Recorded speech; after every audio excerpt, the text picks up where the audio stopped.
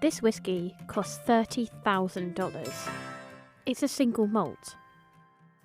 Single malt whisky is one of the most revered spirits in the world. It's exclusively made from barley, which is quite a cheap product. So how does one bottle get to be so expensive?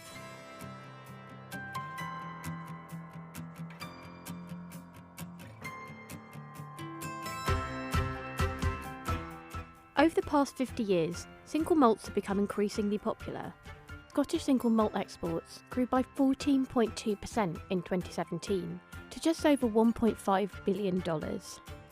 One of the main players in the single malt market is Glenfiddich, whose parent company achieved a £1.2 billion turnover last year.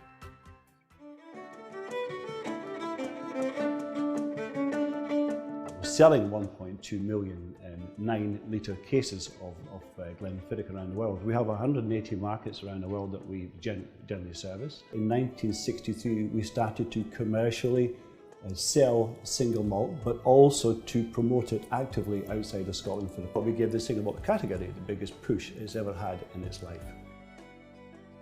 We were fortunate enough to try a 12-year-old bottle worth $36 and a 50-year-old vintage worth $30,000.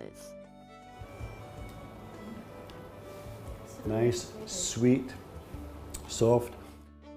The 12-year-old whisky was certainly sweet and pleasant to drink, but I was expecting the more expensive bottle to taste out of this world to justify its price.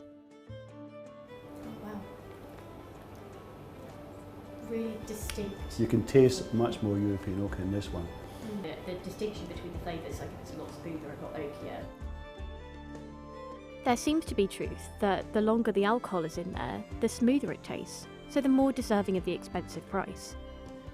But that can't be the only thing that justifies one bottle being close to $29,000 more than another. Another reason is that making single malt is an extremely difficult process to get right. Barley is ground down and added to spring water. Heated to 64 degrees Celsius, it turns to sugar, dissolving into a fine sweet tangy liquid called wort. The wort is drained, cooled and passed into wash bags. This is heated and condensed in copper wash stills for its first distillation, and a second time in spirit stills. The spirit trickles into the spirit safe, ready for maturation, and then is batched in casks with spring water. Casks spend years in the warehouse, maturing into a single malt. So the secret to the quality of single malt is consistency. You've got to nail down your production so that your new make spirit comes off exactly the same. And we have a spirit quality team that are actively looking at it. And we also nose the new make spirit on site as well. But there's more. An age 30 maturation can have 30 to 40% of the alcohol evaporated in the barrel, or 1% each year of the whisky's life. This is because of something called angel share, the natural evaporation of the liquid into the atmosphere over time. So older whiskies are expensive not just because they're old, but because there's less of them left. There's one more factor we haven't touched upon yet: status. It's all about the equity of the brand, the perception of the consumer about how much they're prepared to pay for our brands. I think in general younger people want quality, they want good shoes, good clothes, nice cars, nice houses, and they want to be drinking single malt. And it's not just store-bought bottles. One factor that's driving up the price of single malts is a booming collector's market. A bottle of the Macallan 1926 60-year-old recently sold for $1.5 million in auction, marking the largest single sale ever for a bottle. Christie's International Director of Wine, Tim Tiptree, oversaw the sale. It was one of 40 bottles produced from a single cask that was distilled in 1926 and then bottled in 1986, was a hand-painted bottle.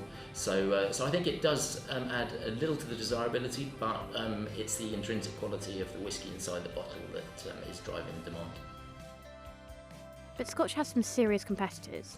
Alongside China, India, Taiwan, Ireland, Japan is one of the world's major producers of unblended whiskies. For relaxing times, make it Suntory time. You might have heard of Suntory time. Suntory owned the Yamazaki Distillery in Osaka Prefecture. The rarity of their produce drove prices sky high. And the Japanese have come to the fore. About 4 or 5 years ago, one of their whiskies, a Yamazaki, was made best whiskey in the world. And that created a lot of noise around the Yamazaki single malt. But Yamazaki is owned by Suntory, and the bulk of what they produce goes to blends. So they had insufficient whiskey in their warehouses to actually continue on the success of what Yamazaki achieved in that 1 year. What dictates the price, the value of a whiskey sometimes is the exclusivity. So the less there was, it drove the price up to the point where Yamazaki was being sold off at 3-4 times the normal value. But blended whiskies can also reach quite a high price. Will they ever be as expensive as single malt? We don't predominantly sell much blended whiskies in our auctions. Single malts are much more rare, they're much more individualistic, so whereas blended whiskies is typically sort of generally more produced in larger volumes and also is more homogeneous in the actual style and taste profile.